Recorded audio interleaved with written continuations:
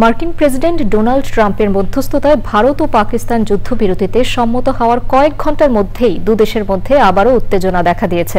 আন্তর্জাতিক সীমান্ত জুড়ে পরস্পরের বিরুদ্ধে অস্ত্রবিরতি লঙ্ঘনের অভিযোগ তুলেছে ভারত ও পাকিস্তান।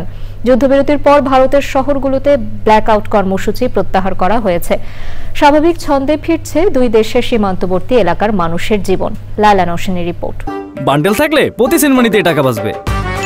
বিকাশ সেনমানি বান্ডেল কিনে জিতুন প্রতি লেনদেনে।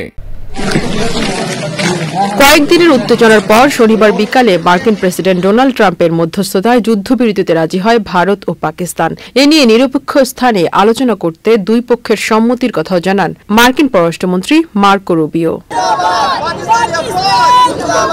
অস্ত্রবিরতিতে দুই দেশ সম্মত হওয়ার পর আনন্দ মিছিল করে ভারত ও পাকিস্তানের বিভিন্ন অঞ্চলের মানুষ, কিন্তু সে আনন্দ ক্ষণিকের জন্য হলেও ফিকে হয়ে যায়। শনিবার রাতে অস্ত্রবিরতি লঙ্ঘন করে ভারত শাসিত কাশ্মীরের শ্রীনগরে পাকিস্তানের ড্রোন হামলার কথা জানান জম্মু ও কাশ্মীরের মুখ্যমন্ত্রী ওমর আবদুল্লাহ। পরে ভারতের পররাষ্ট্রমন্ত্রী বিক্রম মিস্ত্রি জানান পাকিস্তানের যুদ্ধবিরতির শর্ত লঙ্ঘনের কথা। তবে ভারতের অভিযোগের পর সীমান্ত অঞ্চলে গোলাগুলির জন্য ভারতকে দায়ী করে বিবৃতি দেয় পাকিস্তানের পররাষ্ট্র দপ্তর।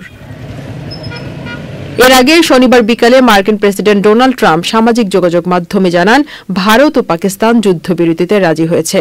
দুই পক্ষ এ সিদ্ধান্তে আসায় তাদের অভিনন্দন জানান Trump. Laila Nowshin, channel I.